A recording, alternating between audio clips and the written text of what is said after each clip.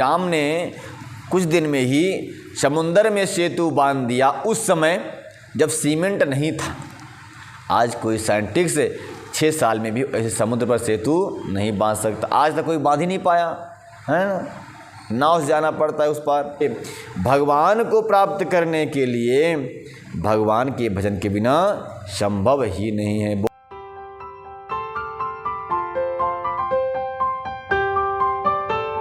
कल आपने श्रवण किया था, राम ने अपने भक्त के लिए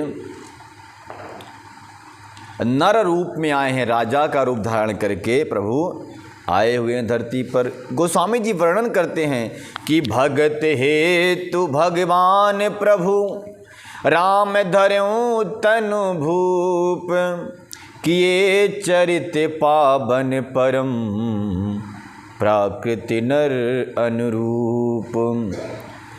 ये भगत प्रभु राम जी ने राजा का रूप धारण किया, राजा के वेश में आए हैं, किस लिए? परम चरित्र करने के लिए, भक्तों का कल्याण करने के लिए। भगत हेतु भगवान प्रभु, भगवान प्रभु ने भक्त हेतु आए हैं और ये पावन चरित्र कर रहे हैं। भगवान प्रभु श्री रामचंद्र जी ने भक्तों के लिए राजा का शरीर धारण किया और साधारण मनुष्यों के से अनेकों परम पावन चरित्र किए। जथा अनेक वेश धरी नृत्य करे नटे कोई, सोई सोई भाव दिखावहीं आपुन होई न सोई।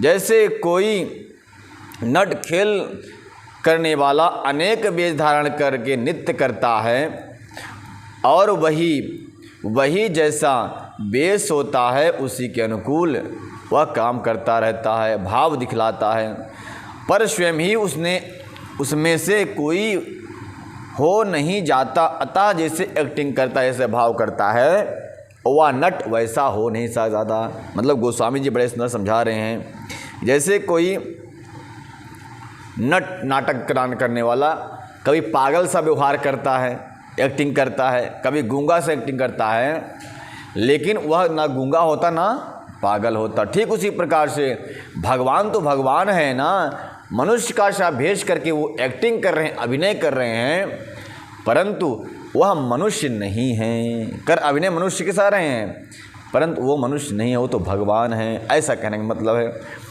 असिर रघुपति लीला उर्गारी, धनुज विमोहन जन सुखकारी, जे मति मलिन विषय बस कामी, प्रभु पर मोह धरहि इम स्वामी, नयन दोष जा कह जब सोई, पीत बरनि शशि कहूँ कह सोई, जब जहि दिशि भ्रम होहि खगेशा, सो कह पच्छम करहूँ दिनेशा। जब जिसने कांवल आदि नेत्रों दोष दिखा है, गरुण जी कहते हैं, ऐसा ही रघुनाथ जी की यह लीला है, जो राक्षसों के विषय मोह रूपी करने वाली और भक्तों को सुख देने वाली है। जो राक्षसों को विषय रूप मोह देने वाली, मोहित करने वाली है और भक्तों को सुख देने वाली है। हे स्वामी, जो मनुष्य मलिन बुद्धि विषयों के बस में और कामी हो रहे हैं, वो ही प्रभु पर इस प्रकार मोह का आरोप करते हैं। मोह का आरोप मतलब भगवान ये मनुष्य किसी लीला कर रहे हैं, अतः मनुष्य हैं ये सीता के वियोग में रो रहे हैं, सीता के लिए उन्होंने समुद्र में सेतु बांधी। ऐसी बातें जो लोग करते हैं वो कैसे कौन है वो? बोले वो भगवान की मोह माया से मोहित होने वाले राक्षस हैं। ये बात है। भगवान के बारे में कोई जो तर्क वितर्क करता है वो इंसान नहीं है। ये बात गांठ बांध के रख लीजिए। कोई आपसे बोलेगा ना जब कभी कि भगवान क्या अपने पत्नी के लिए जंगल जंगल रोते रहे, बन बन फिरते रहे, समझ जाना ये राक्षस है, ज़्यादा बात करना उचित नहीं है इससे। बोले हाँ ठीक है भाई, तू ही सही है ना। तो राक्षस लोग ऐसे मोहित मोह में पड़ जाते हैं, क्योंकि धरती पर राक्षस सब थोड़ी मारे गए, कंस मारा गया, सब मारे गए, पर कुछ बच गए ना, बीज तो कभी समाप्त तो नहीं होती ना। तो राक्षस अभी भी जहाँ तहाँ अब हैं, लेकिन क्या है, उनके पास जाने पर जब उनके गुण को देखो तब पता चलता है कि राक्षस है कि देवता है, मनुष्य है कि महात्मा है। तब पता चलता है, नहीं तो नहीं पता। दूर से बोलते हैं शर्ट पैंट पहने मनुष्य ही होगा, लेकिन जब पता चलो तब लगता है कि ये तो मांस खाने वाला राक्षस है, अन्न में पेट ही नहीं भरता इसका। अरे रावण जीवों को मारे खा लेने वाला है राक्षस ये। राम के लीलाओं पर संदेह करने वाला राक्षस है। क्यों संदेह करता है? क्योंकि भगवान की माया उसे मोहित कर देती है और वही प्रभु को माया सुख देने वाली होती है। हे स्वामी, जो मनुष्य मलिन बुद्धि विषयों में के बस में हैं और कामी हैं, वो ही प्रभु की माया उन्हीं को ज़्यादा मोहित करती है, सबको नहीं करती। मर्यादा पुरुषोत्तम श्री राम की जय। नयन दोष जा कह जब होई, पीत बरन ससी कह कह सोई। जब जहि दिशि भ्रम होहि खगेसा, सो कह पश्चिम गयहूँ दिनेसा। जब जैसे आंवला आदि नेत्र दोष होता है, तब वह चंद्रमा को पीले रंग का कहता है। जब नेत्र दोष हो जाए ना, तो उसको चंद्रमा कभी पीला दिखता है, कभी हरा दिखता है। जैसे आपने जिस प्रकार से चश्मा लगाया, संसार आपको उसी प्रकार से दिखाई पड़ता है। कभी काला चश्मा लगाओ तो संसार काला दिखाई पड़ने लगा, नीला लगाओ तो नीला। उसी प्रकार से कहे नेत्र दोष की वजह से वह चंद्रमा को नीले पीला कहता है। और हे पक्षीराज, जब जिसे दिशा भ्रम होता है, तब वह कहता है कि यह पश्चिम दिशा नहीं, आज तो सूरज पूरब दिशा में पश्चिम दिशा में उदय हो रहे हैं, है ना। मान लो कहीं जाओ आपके दिशा भ्रम हो जाए तो लगता है यार आज तो भगवान सूर्य दक्षिण दिशा की ओर उदय हो रहे हैं, ऐसा कैसे हो सकता है। अब वो भगवान को कह रहा है कि दक्षिण दिशा की उदय हो रहे हैं, ये नहीं कहता कि मेरी बुद्धि भ्रमित हो गई है, मेरी दिशा भ्रम हो गई है। दिशा भ्रम होने की वजह से सूरज अन्य दिशा में उगते हुए दिखाई पड़ रहे हैं, ऐसा है। नौका रूप चल जग देखा, अचल मोह बस अनुपम लेखा। बालक भ्रामहि ना भ्रामहि गृहाहि, काहीं परश पर मिथ्यावानी। कहते हैं राम जी, शिव जी की नौका पर चढ़ा हुआ मनुष्य जगत को चलता हुआ देखता है और मोह बस अपने को अचल समझता है। बालक घूमते हुए यानी चक्कर लगाते हुए दौड़ते हैं और घर आदि नहीं घूमता, पर वे आसपास में एक दूसरे को झूठा कहते हैं। मतलब नहीं समझे, पहले तो बस थी नहीं तो बस का वर्णन आ जाता है इसमें। तो गोस्वामी जी कह रहे हैं कि नाव में चलते हुए, जब नाव चलती है बहुत तेज़ी से नदी में, तो जब नदी में जो नाव में सवार रहता है उसको बाहर का दृश्य चलता हुआ दिखाई देता है और वो अपने आप को अस्थाई देखता है।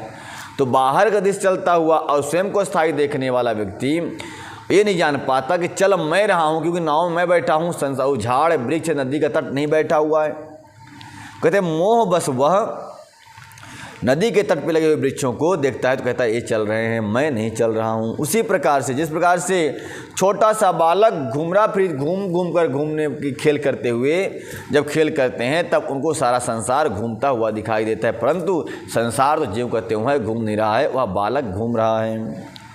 उसी प्रकार से मिथ्यावादी करने वाले लोग वह दूसरे को झूठ समझते हैं, पर स्वयं ही वह झूठे हुआ करते हैं, माया के बस में रहते हैं। हे गरुण जी, श्री हरि के विषय में मोह की कल्पना भी ऐसी ही है। भगवान के बारे में जो ऐसा कहता है वह तो अज्ञान से उत्पन्न हुआ, उसकी बुद्धि ऐसी कर रही है, उसकी बुद्धि मोड़ हो चुकी है, भगवान की माया से उसकी बुद्धि ठगी जा चुकी है।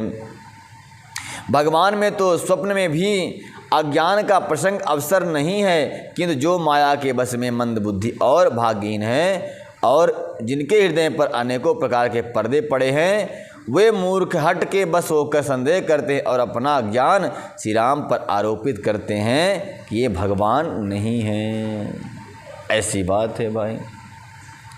बोल वृंदावन बिहारी लाल की जय। मर्यादा पुरुषोत्तम श्री राम की जय। मर्यादा पुरुषोत्तम श्री राम की जय।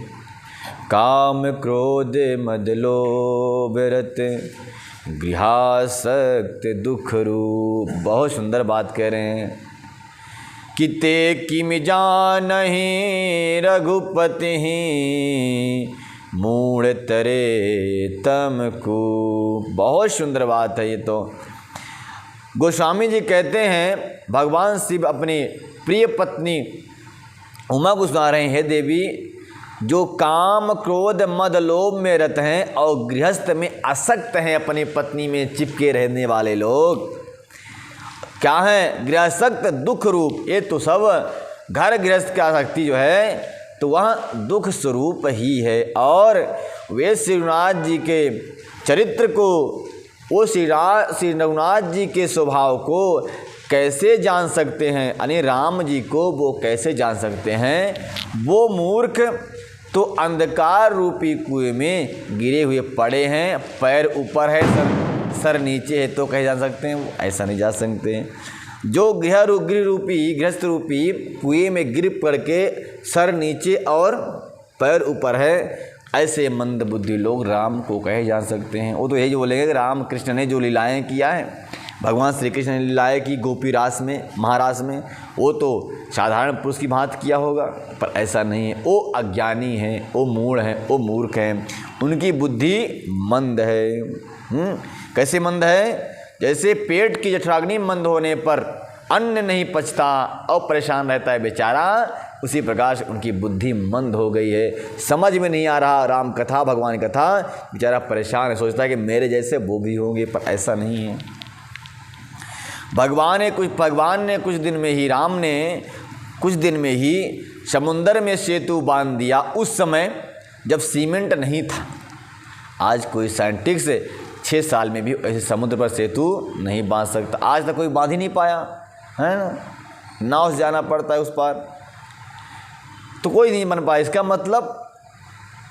इसका मतलब ये है कि आज के लोग भगवान हैं, और जिन्होंने सेतु बांध दिया वो भगवान थे, और आज के लोग इंसान हैं, भगवान नहीं है, इसलिए तो बांध नहीं पा रहे। भगवान श्री कृष्ण अपने महारास के मध्य में अग्नि का पान कर गए और विष का भी पान कर गए। विष पूतना ने अपने स्तनों में विष लगा कर लाई कि नहीं लाई, और छोटे से कन्हैया उसको मैया कह के पी गए। अच्छा, भगवान अगर न होते तो कोई पी पाता क्या विष? नहीं पी पाता। कोई पी के दिखाए भला, उसको भगवान मान लेंगे हम, नहीं पी पाए। अग्नि को पान कर गए। कोई दीपक खा के बताए जलती हुई अग्नि खा ले थोड़ा सा, ऐसा हो ही नहीं सकता, कर ही नहीं सकता कोई। भगवान के अलावा ऐसा आश्चर्यमय दृश्य कोई नहीं दिखला सकता। तो कहते हैं जो काम क्रोध के अंधे हो रहे हैं, ऐसे लोग भगवान के स्वभाव को, भगवान राम को क्या जानेंगे? तो जब नहीं जानेंगे तब उनकी बुद्धि मूढ़ हो जाएगी और अनाप शनाप वो प्रश्न करने लगेंगे। निर्गुण रूप सुलभ अति सगुण जान नहीं कोई, सुगम अगम नाना चरित सुनि मुनि मन भ्रम हो।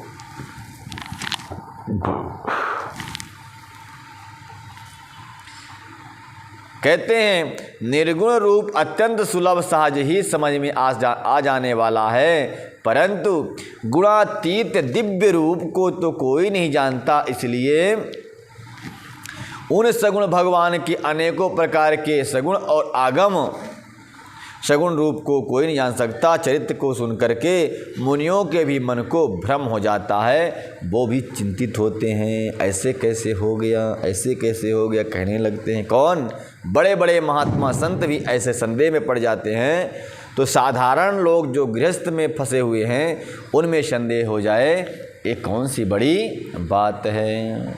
बोल मर्यादा पुरुषोत्तम श्री राम की। बैठ कर सो नहीं बाग काका।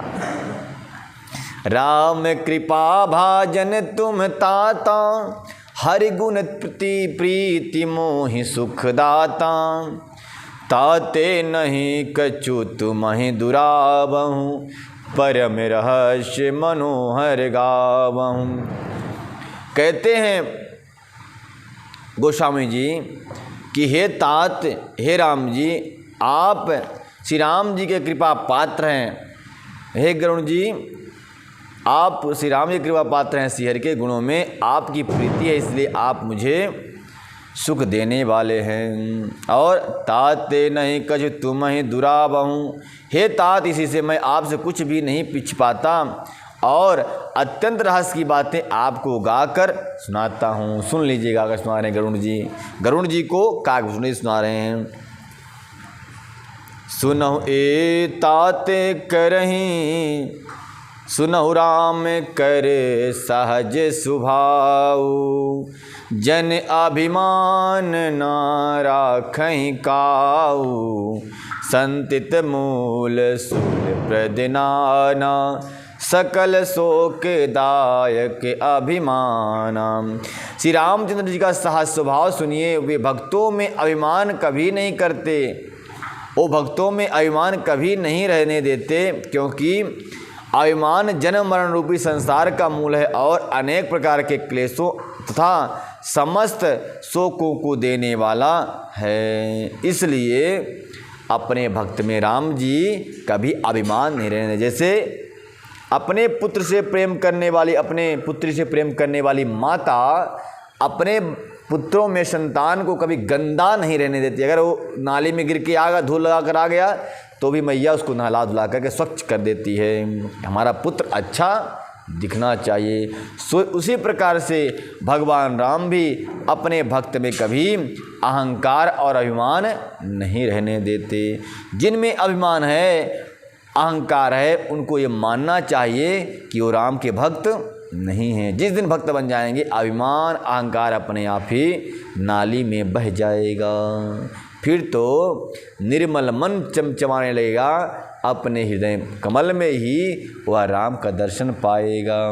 बोल मर्यादा पुरुषोत्तम श्री राम की।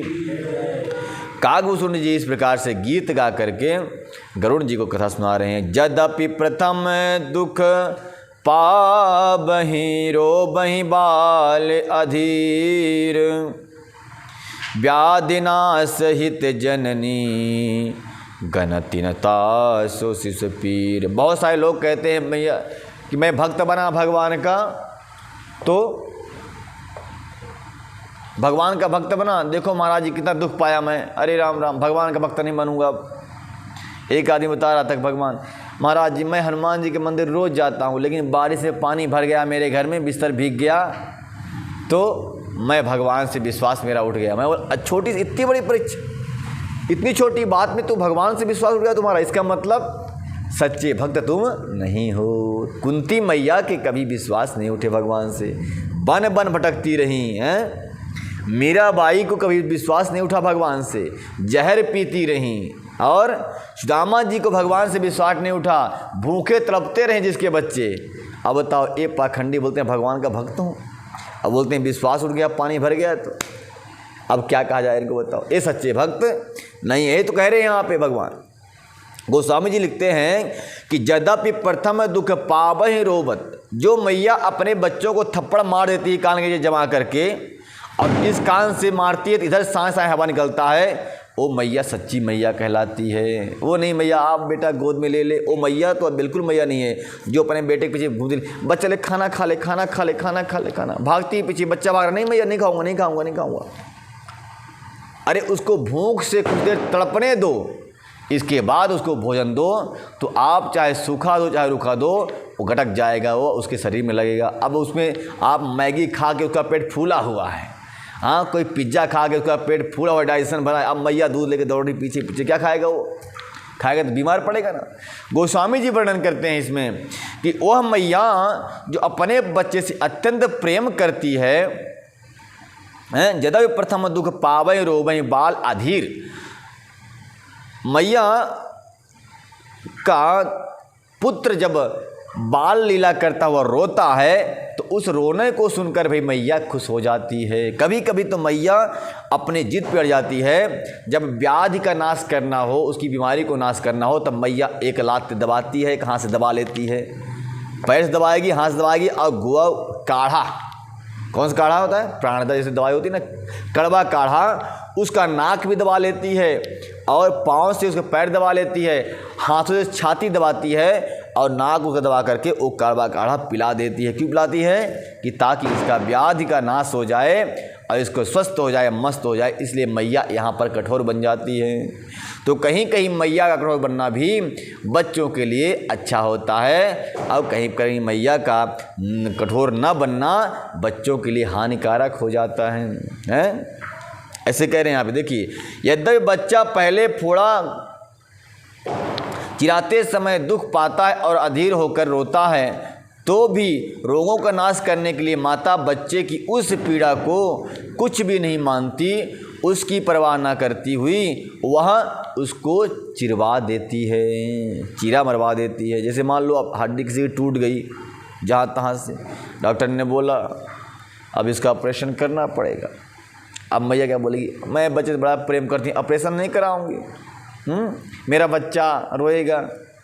लेकिन माँ को मालूम है ये बात कि ऑपरेशन कराने से ही कल्याण है, इसका हड्डी टूट गई तो मैया करा लेती है। वह दर्द उसको सहन करना ही पड़ता है बच्चे को। ऐसे कह रहे हैं, उसी प्रकार से रघुनाथ जी ने अपने दास का अभिमान हित करने के लिए उसके अहंकार को हर लेते हैं। तुलसीदास जी कहते हैं कि ऐसे प्रभु को भ्रम त्याग कर क्यों नहीं भजते। जो प्रभु अपने भक्त का इतना कल्याण करना चाहते हैं, उनको भ्रम त्याग करके प्रभु को भजन करना चाहिए और उन्हीं कृपा से भवसागर से पार होना है। राम कृपा आपन जड़ताई, कहूँ खगेश सुनो मन लाई। जब जब राम मनुज तनु धरहीं, भक्त हे तुलीला बहु करहीं। हे पक्षीराज गरुड़ जी, राम जी कागभूषण जी कहते हैं कि हे पक्षीराज गरुड़ जी, राम जी जब जब राम जी की कृपा और अपनी जड़ता मूर्खता की बात कहता हूँ, मन लगाकर सुनिए। जब जब राम जी मनुष्य शरीर धारण करते हैं और भक्तों के लिए बहुत सी लीलाएं करते हैं, तब तब मैं अयोध्यापुरी जाता हूँ और उनकी बाल लीला देखकर हर्षित हो जाता हूँ और वहाँ जाकर मैं महोत्सव देखता हूँ और भगवान राम की लीलाओं को देखकर 5 वर्ष तक वहीं रहता हूँ। कौन कह रहा है? कागभूषण जी। कागभूषण जी अमृत को प्राप्त कर चुके हैं। नीलगिरी पर्वत पर इनका आश्रम है, स्वयं का आश्रम। नीलगिरी मठ नाम होगा इनका। नीलगिरी पर्वत जो है वहीं पर आश्रम है, बरगद का झाड़ वृक्ष है। उसी बरगद के वृक्ष नीचे कागभूषण जी कथा करते हैं। और एक आम का वृक्ष है, उस आम के वृक्ष के नीचे बैठकर ये ध्यान करते हैं। और एक पाकर का वृक्ष है, पाकर के वृक्ष के नीचे बैठ कर के या जो है तो माला जाप करते हैं। और एक पीपल का वृक्ष है जहाँ पर बैठ कर के या योग साधना करते हैं। ऐसा 4 वृक्ष है, 4 प्रकार काम करते हैं वहाँ। वर्णन आगे आया था, आप लोग नहीं थे उस दिन, कल या परसों, उसमें वर्णन आया था। तो ऐसा इनका दिव्य आश्रम है कागभूषण जी का। कोई जाए नीलगिरी पर्वत पर तो इनका दर्शन हो सकता है। ये कहाँ है नीलगिरी पर्वत? एक कैलाश पर्वत के आगे नीलगिरी पर्वत। नाम सुना है आप लोगों ने? नहीं सुना? नीलगिरी पर्वत का नाम नहीं सुना आपने? हाँ, मानसरोवर के आजू बाजू में कहीं है। हम भी नहीं गए वहाँ, क्योंकि कैलाश वहाँ जाना है बहुत खतरनाक, खतरे का काम है वो। तो वो कह रहे हैं कि जब जब राम का जन्म होता है अयोध्यापुरी में, राम का जन्म सिर्फ एक बार थोड़ी हुआ है, कई बार हो चुका राम का जन्म वो अयोध्यापुरी में। कह रहे हैं जब जब राम का जन्म होता है, लीला करने के लिए प्रभु आते हैं, तब तब मैं 5 वर्ष तक वहीं जाता हूँ, उनके हाथ से रोटी छीन के खाता हूँ, बड़ा आनंद आता है। हे गरुड़ जी वही बता रहे हैं कि बालक रूप श्री राम जी जब मेरे इष्ट अयोध्यापुरी जाता हूँ तब तब मैं, और तब तब अवधपुरी में जाऊँ, बाल चरित बिलो की हर्षाऊँ, जन्म महोत्सव देखूँ जाई, बरस 5 तहाँ रहूँ लो भाई। 5 वर्ष तक प्रभु का दर्शन करते करते मैं वहीं रहता हूँ। हे गरुड़ जी, उनका दर्शन इतना सुंदर है कि वहाँ से आने की इच्छा ही नहीं होती है। छोटे छोटे पाँव हैं प्रभु के, कमर में 84 बधी हुई है, हाथों में कंगन है, उनके पाँव में पायल है। जब चलते हैं तो वाह क्या कहें, सुंदर आवाज़ होती है। गोस्वामी जी बहुत सुंदर वर्णन करते हैं कि रून झून झून झनन झनन झन बाजत है पैजनिया, रुण झुन झनन झनन झन, बाजत है पैजनिया। सुंदर ऐसे संगीत का ध्वन सुनते हुए मैं मंत्र मुग्ध हो जाता हूँ और 5 वर्ष तक वहीं रहकर आनंदित करता हूँ। लघु बायस बपुधरी हरि श्रृंगा, देखऊँ बाल चरित बहुरंगा। कागभूषण जी कहते हैं, हे गरुण जी, छोटे से कौवे का शरीर धारण कर और भगवान के साथ साथ फिर कर मैं उनकी भांति भांति के बाल चरित देखा करता हूँ और लड़कई जहाँ जहाँ फिरहीं, तहाँ तहाँ संग उड़ाऊँ। जोठन परई अजरे तहाँ, सो उठाए कर खाऊँ। कागभूषण जी कहते हैं कि लड़कपन में जहाँ जहाँ फिरते हैं राम जी, वहाँ वहाँ साथ में मैं जाता रहता हूँ और उनका जूठन जो हाथ से गिर जाता है उसी को उठाकर तुरंत गटक जाता हूँ, बड़ा आनंद आता है। और आंगन में उनके जो जूठन पड़ती हैं वही उठा खाता हूँ, दूसरा और भोजन खाना मुझे अच्छा लगता ही नहीं। यहाँ तो लोग बोलते हैं भाई हमको तो पिज्ज़ा ही खाना अच्छा लगता है, खाओ पिज्ज़ा और लीवर ख़राब करो, डॉक्टर के पास चले जाओ। बोल वृंदावन बिहारी लाल की जय। जिनको अपने तन और मन को स्वस्थ रखना है वह भगवान का नैवेद्य दिखाएं और जीवन को सफल बनाएं। एक बार अतिशय सब चरित किए रघुवीर, सुमिरत प्रभु लीला सोय, पुलकित भयहु शरीर। कागभूषण जी कहते हैं, हे गरुण जी, एक बार प्रभु रघुवीर ने सब चरित्र बहुत अधिकता से किए। प्रभु की उस लीला का स्मरण करते ही कागभूषण जी का शरीर प्रेमानंद बस पुलकित हो जाता है और कहीं बसुंड सुनहु खगनायक, रामचरित सेवक सुखदायक, नृप मंदिर सुंदर शब भांति, खगचित कनक मणि नाना जाति। कागभूषण जी कहने लगे कि हे पक्षीराज सुनिए, श्री राम जी का चरित्र सेवकों को सुख देने वाला और अयोध्या का राजमहल सब प्रकार सुंदर और सोने के महल में नाना प्रकार के रत्न जड़े हुए हैं। और क्या है, बरनी न जाय रुचिर अन अगनाई, जहाँ खेल ही नीति चारों भाई। जहाँ चारों भैया रोज खेलते हैं उस आंगन का वर्णन नहीं किया जा सकता, बहुत अद्भुत आंगन है वो।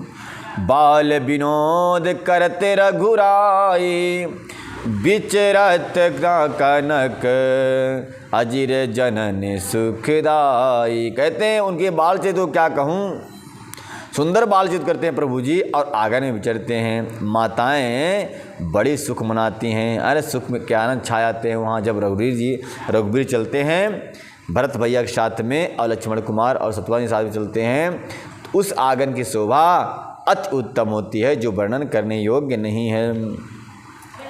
मरकत मृदुल कलेबर श्यामा, अंग अंग अति छवि बहु कामा, नवराजीव अरुण मृदु चरणा, पदक रुचिर नख शशि दुई हरना।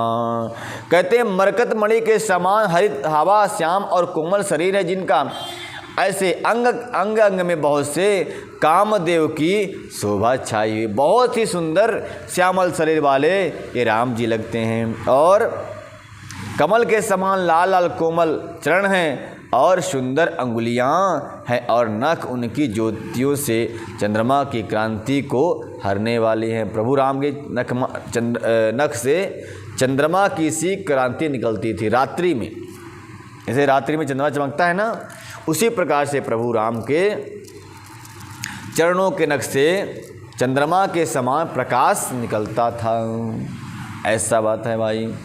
मरकत मृदुर कलेवर श्यामा, सुंदर शरीर था और ललित अंक कुलिशादिक चारी, नूपुर चारु मधुर रवकारी, चारु सुबट मणि चारु चरित बनाई, कटिकिंकिनी कल मुखर सुहाई। सुंदर तलबे हैं, वज्र अंकुश ध्वज और कमल के 4 सुंदर चिन्ह बने हुए प्रभु के चरणों में, और मधुर शब्द करने वाले सुंदर नूपुर उनके चरणों में लगे हुए हैं। मणियों रत्नों से जड़ी हुई सोने की बनी हुई सुंदर करधनी है और शब्द सुहावना लग रहा है सोने की करधनी को पहनकर।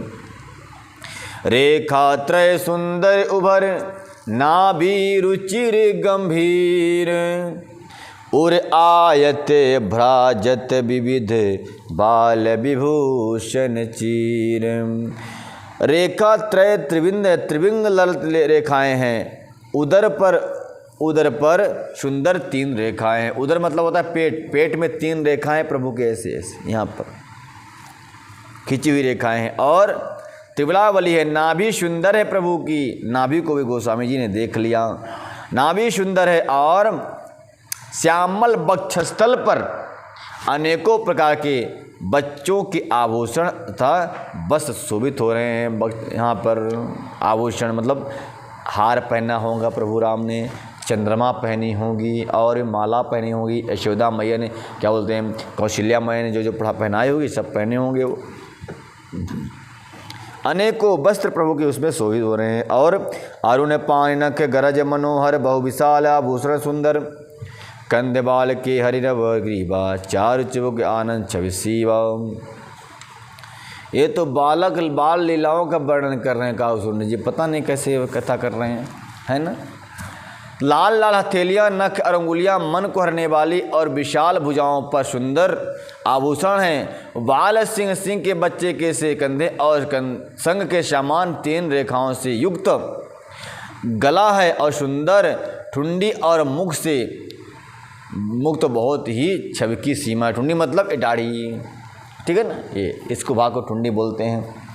सुंदर है और मुख की सीमा तो कही नहीं जा सकती।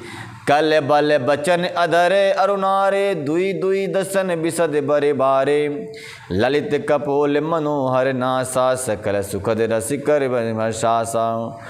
कलबल तोतले बचन है, लाल लाल ओंठ है और उज्जवल सुंदर और छोटी छोटी ऊपर और नीचे 2-2 दतुलियाँ हैं। आहा क्या बात है भाई, हैं ऊपर भी दतुली है, एक छोटी सी नीचे है। आज जब मुस्कुराते होंगे तो वाह, हैं दिल की कली खिल जाती होगी भाई। 2-2 दतुलियाँ हैं ऊपर नीचे, जल्दीबाजी में ज़्यादा कर दे, फिर से करता हूँ एक बार। तो उनके कलबल तोतले बचन हैं, बोलते हैं तोतली बोली, रोटी बोलते होंगे, रोटी की सोटी बोल देते होंगे, कुछ और बोल देते होंगे, पानी को नानी बोल देते होंगे प्रभु, है ना। तोतली बात बोलिए ना, तो कलबल तोतले बचन बोलते हैं। लाल लाल ओंठ हैं, उज्ज्वल सुंदर छोटी छोटी ऊपर और नीचे 2-2 दतुलियाँ हैं प्रभु के। अच्छा, सुंदर गाल हैं और मनोहर नासिका है प्रभु की। सब सुखों को देने वाले चंद्रमा अथवा सुख देने वाले समस्त कलाओं से पूर्ण चंद्रमा की किरणों के समान मधुर मुस्कान है प्रभु की। सकल सुखद शशि कर समहासा, भगवान की मुस्कान कैसी है, चंद्रमा की किरणों की तरह सुंदर मुस्कान है। इनकी मुस्कान की छाँव में जो आता है संसार के ताप से वह वंचित हो जाता है और आनंद की प्रेम की सुंदर शीतलता उसको प्राप्त होती रहती है। इसलिए चंद्रमा के समान मुस्कान है इनकी। और नील कंज लोचन भव मोचन ब्रजत भाल तिलक गोरोचन, नीले कमल के समान सुंदर नेत्र जन्म मृत्यु के बंधन छुड़ाने वाले हैं और ललाट पर गोरोचन का तिलक शोभित है। गोरोचन का मतलब होता है गाय के अंदर एक तत्व होता है जिसको गोरोचन बोलते हैं। सबको नहीं मिलता, वो व्यक्ति देता है जो गाय का चमड़ा निकालता है ना, चमार लोग जैसे पहले निकालते थे, वो लोग देते थे पहले गोरोचन, उनसे बोलो तो निकाल के दे देते थे। तो वो गोरोचन का तिलक प्रभु के मस्तक में लगा हुआ है। तो ललाट पर गोरोचन का तिलक सुंदर है। भौहें टेढ़ी, कान सम और सुंदर हैं, काले और गुराले केसों के छवि छा रही है। पीत झीन झुंगुली तन सोही, प्रभु क्या पहने हुए हैं, झबला पहने हुए हैं। झबला छोटे बच्चे पहनते हैं। तो पीत झीन झगुली जन सोही, किलकनी चित्तवनी भगति मोही। रूप राशि नृपे अजिर बिहारी, नाचहि निज प्रतिबिंब निहारी। प्रभु पीली पीली झूली सा पर सुशोभित है, शोभा दे रही है उनके ऊपर, और उनकी किलकारी और चितवन मुझे बहुत ही प्रिय लगती हैं। राजा दशरथ जी के आंगन के में विहार करने वाले रूप की राशि रामचंद्र जी की अपनी परछाई देखकर ही वो नाचने लग जाते हैं। कौन? राम जी अपनी परछाई देख करके दशरथ जी की आंगन में नाचने लग जाते हैं राम जी। ऐसा दृश्य मुझे बहुत अच्छा लगता है, ऐसा काकभूषुंडी जी कहते हैं। और मोह सन करहि विविध विधि क्रीड़ा, वर्णत मोहि होति अति ब्रीड़ा। किलकत मोहि धरनि जब धावहि, चलऊँ भाग तब भूप दिखावहि। कहते हैं काकभूषुंडी जी कि अम्मै और मुझसे बहुत प्रकार से खेल करते हैं श्री रामचंद्र जी, जिन चरित्रों का वर्णन करते मुझे लज्जा आती है। किलकारी मारते हुए जब वे मुझे पकड़ने दौड़ते हैं और मैं भाग चलता हूँ, तब मुझे तब वो पुआ खिलाते हैं। पुआ मतलब रोटी की तरह होता है, कुछ उत्तर भारत में बनता है पुआ, जिसको माल पुआ कहते हैं ना।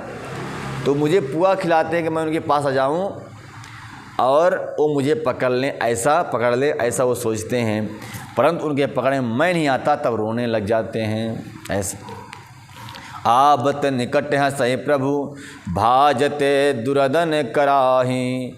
जाऊँ समीप गहन पद, फिरी फिरी चित्त विप्राहि।